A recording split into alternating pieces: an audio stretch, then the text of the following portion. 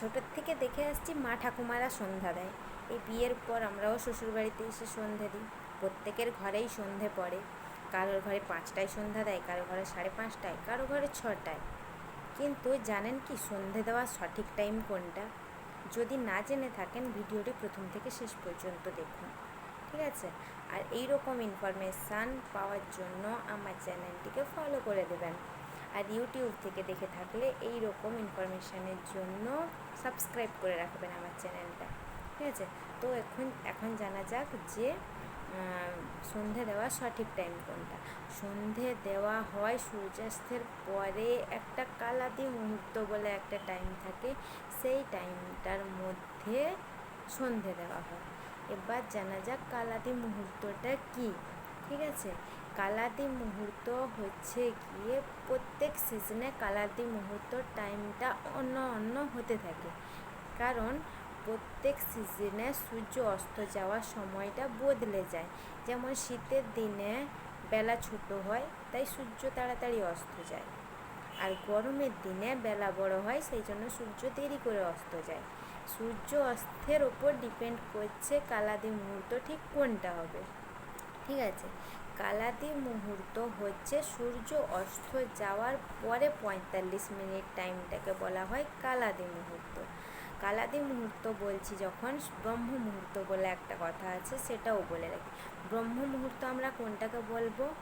ভোর 3:45 থেকে সূর্য উদয় হওয়ার 45 মিনিট আগে পর্যন্ত যে সময়টা থাকে তাকে বলা হয় ব্রহ্ম মুহূর্ত।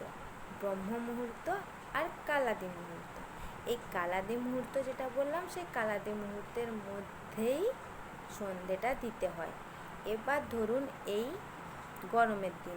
গরমের দিনে সূর্য অস্ত যেতে 4:30 5টা, ধরো 5টা 5:30টার সময় সূর্য অস্ত যাচ্ছে।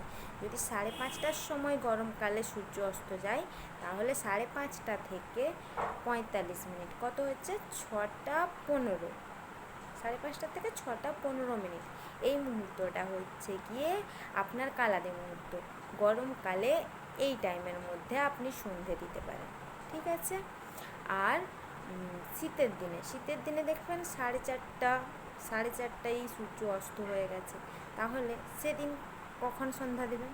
4:30 থেকে 5টা কত হচ্ছে তাহলে? 15 মিনিট। 45 মিনিট মানে 45 মিনিট মানে 4:30 থেকে 5:15। এই মুহূর্তের মধ্যে শীতের দিনে সন্ধে দিতে হবে। এবার আপনারা অনেকেই কি আমাদের ঘরেই অনেকে হয়তো কোনো দিন 5টায়, কোনো দিন 5:30টায়, কোনো দিন 6টায় সন্ধে দিয়ে ফেলেছেন অলরেডি। তার কি হবে? মানুষ যদি না জেনে কোনো ভুল করে তাহলে সেটা দোষ ধরায় না। আমরা এতদিন হয়তো জানতাম না যে এই জন্য এইরকম নিয়ম আছে সন্ধে দেওয়ার, আমরা জানি না, আমরা জানি সন্ধে দিতে হয়, সেই জন্য সন্ধে দিয়ে দিয়েছি, তাতে কোনো পাপ হবে না। এই যে আপনার জ্ঞানটা হলো, এরপর থেকে যদি আপনি ভুল করেন তাহলে সেটা পাপের মধ্যে পড়বে, তার আগে পর্যন্ত পাপের মধ্যে পড়বে না, ঠিক আছে? এই রকম ভিডিও পাওয়ার জন্য আমার চ্যানেলটিকে ফলো আর সাবস্ক্রাইব করে রাখবেন। আজকের মতো এই পর্যন্তই।